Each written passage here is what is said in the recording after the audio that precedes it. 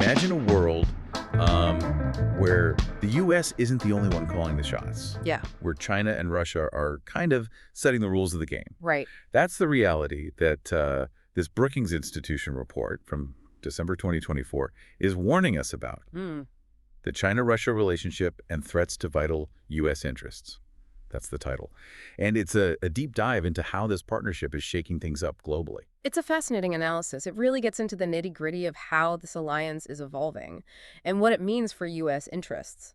Okay, so let's unpack this. First off, the war in Ukraine.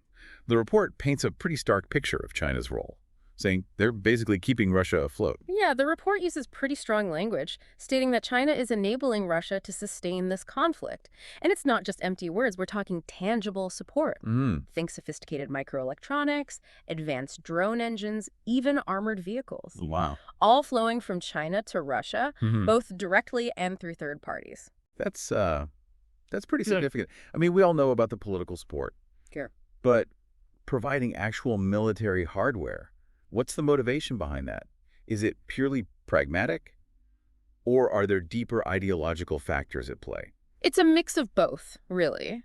On a practical level, China benefits from having Russia as a buffer against the West. Right. But there's also a shared worldview at play here, Uh-huh. a sense that the U.S.-led order needs to be challenged. China's been pushing this narrative of U.S. decline, particularly in the global south, those Yep. countries in Latin America, Asia, Africa, and Oceania that feel overlooked by the current system.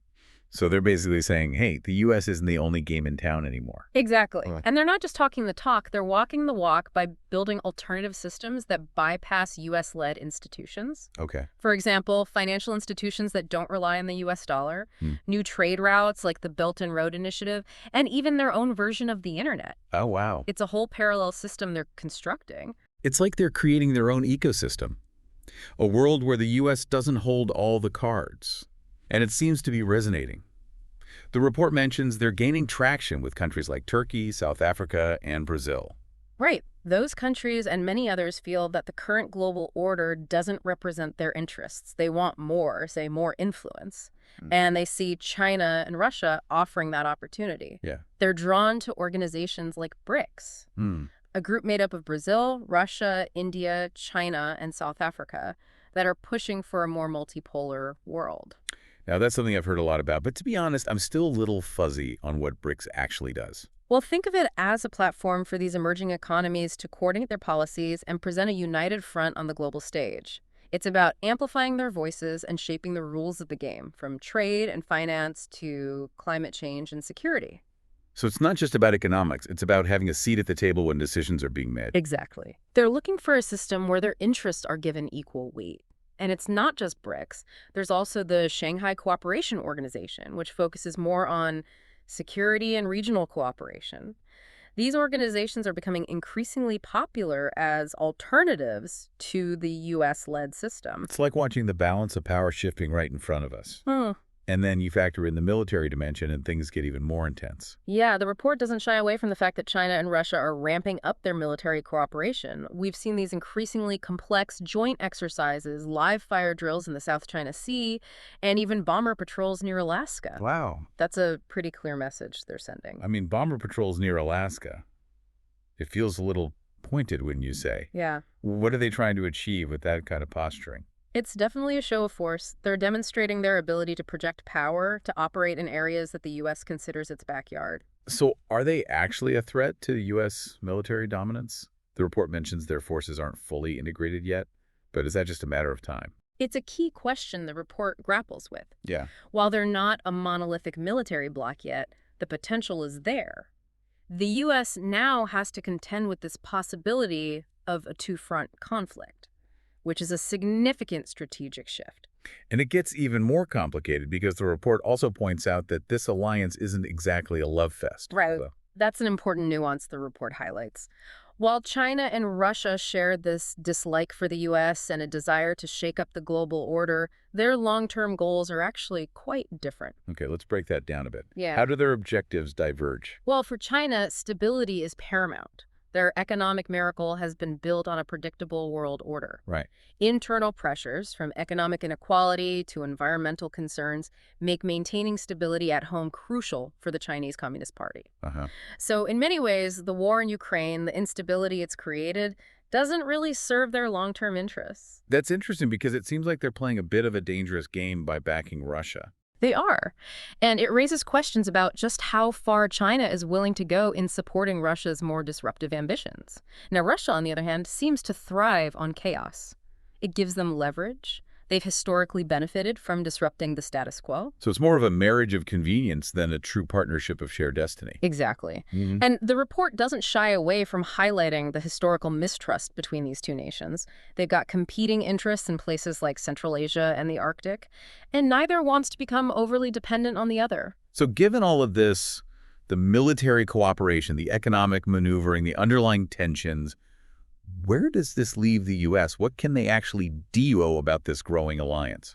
That's the million-dollar question, isn't it? Mhm. And the report actually offers some pretty concrete recommendations for the incoming U.S. administration. The overarching message is this.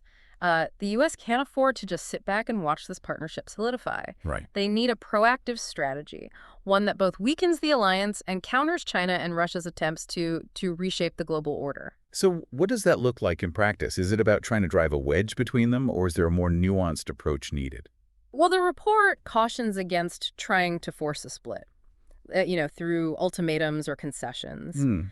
Neither China nor Russia responds well to pressure tactics, and it would likely backfire. Imagine the U.S. endorsing China's claims to Taiwan, Right. or recognizing Russia's occupation of Ukrainian territory that would send shockwaves through the international community and damage U.S. credibility with its allies. So no strong-arming them into picking sides. What's the alternative? It's about recognizing that this partnership, as we've discussed, isn't built on unshakable foundations. There are inherent tensions, competing interests. Right. The U.S. needs to capitalize on those cracks. Interesting. So how do they do that?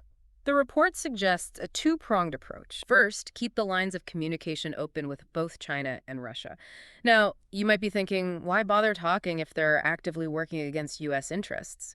But here's the thing. If and when those tensions between them start to bubble up, the U.S. needs to be positioned as a viable alternative, a more reliable partner. So it's about playing the long game, waiting for the right moment to make a move. Exactly. It's about strategic patience. Ah. The U.S. needs to signal to Beijing that, hitching its wagon to Moscow might not be the best long-term strategy. Okay, so how do you send that signal? Is it about offering incentives, or is there a stick involved as well? It's a bit of both, a classic carrot and stick approach. Right. On the one hand, you dangle some carrots, easing certain sanctions, offering greater access to U.S. markets. Maybe supporting China's participation in global initiatives that align with U.S. interests. And what about the stick? What does that look like? The stick is about being clear about the consequences of continued support for Russia's actions. This could include targeted sanctions against Chinese companies or individuals involved in providing material support for the war in Ukraine. It's about raising the cost of their complicity. So making it clear that there's a price to pay for propping up Russia. But it sounds like it's a delicate balancing act. Too much pressure and you risk pushing them closer together. Absolutely. It requires a nuanced understanding of their motivations, their internal dynamics, and it's not just about reacting to their moves. The U.S. needs to be proactive in shaping the narrative, highlighting the benefits of aligning with the U.S. and the risks of siding with a revisionist power like Russia. This is where the whole global south dynamic comes into play, right? Yeah. I mean, if China and Russia are successfully winning hearts and minds in those regions, the U.S. needs to step up its game. The report touches on that, doesn't it? It does, and it emphasizes that this isn't just about countering China and Russia. It's about building a more inclusive global order, one that addresses the legitimate concerns of countries that feel marginalized by the current system. So less about dictating terms and more about listening and collaborating. Precisely. And that means putting some concrete actions behind the rhetoric. Right. The report talks about the need for a robust economic agenda, investing in development projects, promoting trade, supporting initiatives that address the specific needs of developing countries. So let's talk about abstract principles and more tangible benefits that these countries can actually see and feel. Exactly. And it also means reforming existing multilateral institutions to give these countries a greater voice, a greater sense of ownership. It's about showing them that the U.S. is a reliable partner. that is willing to share power and work collaboratively to solve global challenges. Right. And it's not just about economic incentives. It's also about shared values, about promoting democracy, human rights, and the rule of law. These are areas where the U.S. can still hold a moral high ground. That makes sense, but I imagine it's a tough sell when you've got China and Russia offering no strings attached investments and partnerships. It seems like the U.S. needs to find ways to compete on both levels, the economic and the ideological. You're absolutely right. And that's why this is such a complex challenge. There are no easy answers. But the report does offer a glimmer of hope in one particular area preventing nuclear escalation. That's certainly been on everyone's mind since the war in Ukraine began. I mean, the possibility of Russia resorting to nuclear weapons is a terrifying thought. It is. And the report points out that China has repeatedly stated its opposition to the use of nuclear weapons. Now, whether that's genuine or just strategic posturing is debatable, but it does present an opportunity for the U.S. and China to find common ground. So could we see the U.S. and China working together to pressure Russia to avoid that kind of catastrophic scenario? It's a possibility the report explores. And it's an example of how, even amidst this rivalry, there are areas where U.S. and Chinese interests can align. Okay, so we've talked about the need for a multi-pronged approach, engaging with China and Russia directly, strengthening ties with the global south, finding areas of cooperation where possible. But I keep coming back to this question of a multipolar world. Is it really inevitable? Are we witnessing the end of the U.S.-dominated global order? That's the big question looming over all of this, isn't it? Is U.S. dominance fading? And honestly, there's no crystal ball here.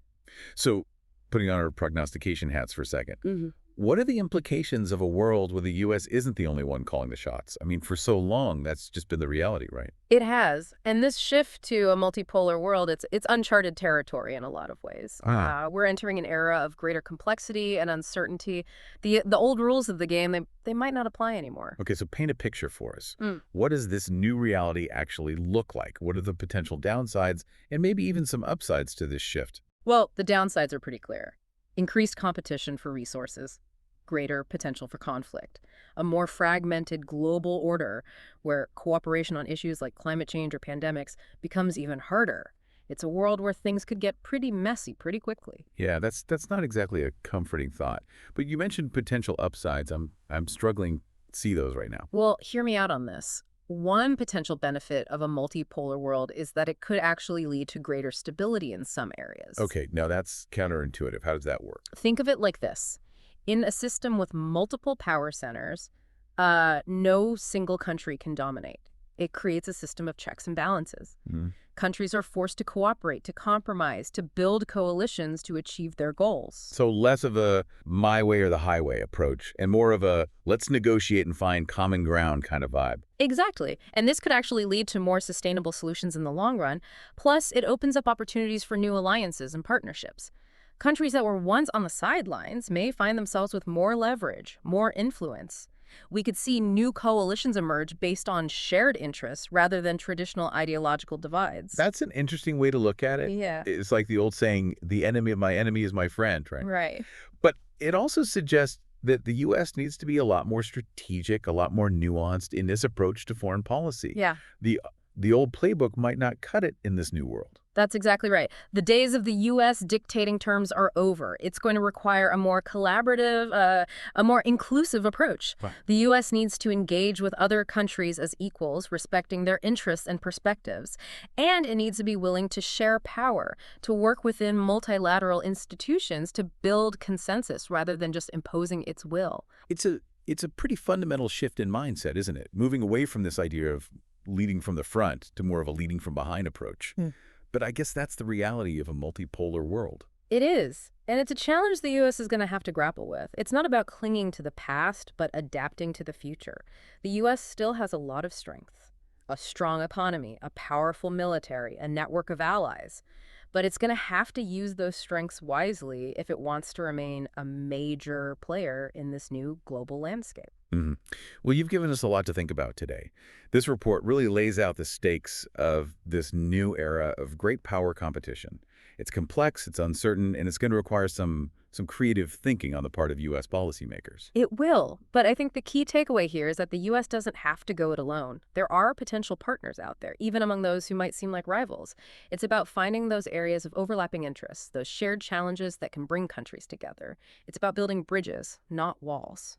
So to our listener out there, as we wrap up our deep dive into the China-Russia partnership, here's something to ponder. What would a world led by multiple power centers actually look like? Would it be more chaotic? Or could it lead to greater stability and cooperation? It's a question without easy answers, but it's one that's going to shape the future we all inhabit. And as this report makes clear, the U.S. has a choice to make. Cling to the past or embrace the challenges and opportunities of this new reality and find ways to shape it to its advantage. Thanks for joining us on this deep dive, and until next time, keep exploring, keep questioning, and keep learning.